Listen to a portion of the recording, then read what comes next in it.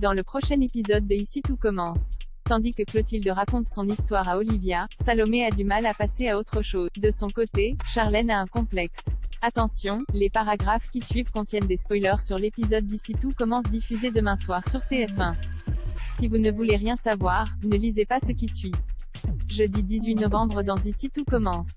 Clotilde raconte son histoire à Olivia. Olivia étant désormais au courant de la vérité sur la mort du chef Simoni, Clotilde craint qu'elle dénonce son fils à la police. En proie à la culpabilité, la chef Armand s'en veut terriblement de ne pas en avoir réagi plus tôt.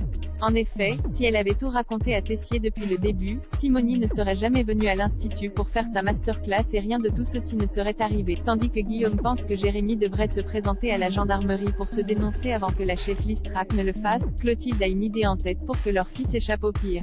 Peu après, elle rencontre donc Olivia pour plaider la cause de Jérémy. Comme elle continue de croire en l'innocence de son ex-mari, Clotilde finit par lui raconter ce qu'il s'est passé avec lui 20 ans plus tôt. En l'entendant dire qu'elle l'avait poignardé à l'épaule, Olivia change immédiatement de visage. En effet, la chef Listrac se souvient que Fabien avait une cicatrice à cet endroit. Seulement, il lui a toujours fait croire que c'était à cause d'un accident. Sous le choc, Olivia fait une crise d'angoisse et se rend immédiatement à l'infirmerie. Dans la mesure où elle ne parvient toujours pas à croire les rumeurs, Constance lui fait savoir qu'elle n'a aucun doute sur le fait que Fabien a agressé Célia. Effondrée, Olivia prend alors conscience qu'elle ne le connaissait pas. En réfléchissant, elle se souvient qu'une fille de la brigade de son ex-mari est partie du jour au lendemain et qu'une autre l'évitait comme la peste. Olivia, qui comprend qu'il a fait d'autres victimes, a les larmes aux yeux et s'en veut terriblement de ne s'être jamais rendu compte de rien. Bien qu'elle ait du mal à l'admettre, elle croit désormais les victimes. Après avoir présenté ses excuses à Clotilde, elle déclare qu'elle ne dénoncera pas Jérémy. Émue, Clotilde la remercie chaleureusement. Par la suite, Olivia demande pardon à Célia pour avoir remis sa parole en doute.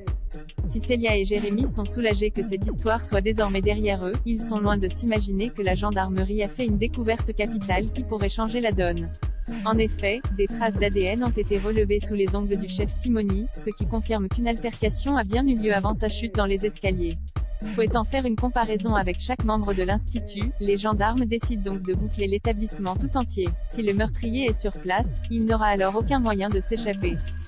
Salomé a du mal à passer à autre chose afin d'apaiser les tensions. Ambre invite Maxime et Salomé à boire un verre chez elle après les cours. Si le fils Delcourt est contre, sa copine, qui n'a aucune envie que ce malaise persiste, pense au contraire que c'est une bonne idée. Le soir venu, Maxime et Salomé se rendent chez Ambre et Solal. Tandis qu'ils n'ont pas grand-chose à se dire, Ambre et Solal présentent leurs excuses à Salomé pour tout le mal qu'ils lui ont fait. Lorsqu'elle apprend que le couple a fait en sorte qu'elle les entende parler de l'infidélité de Maxime, Salomé accuse le coup et quitte l'appartement. Maxime part immédiatement à sa poursuite mais la jeune femme refuse de l'écouter, ce qui provoque une énième dispute. En colère, Salomé reconnaît qu'elle n'arrive pas à dépasser cette histoire puis rentre chez elle furibonde. Charlène a un complexe en découvrant que le compte Instagram de Tom a été certifié. Charlène et Martha sont intéressées pour créer leur propre compte professionnel.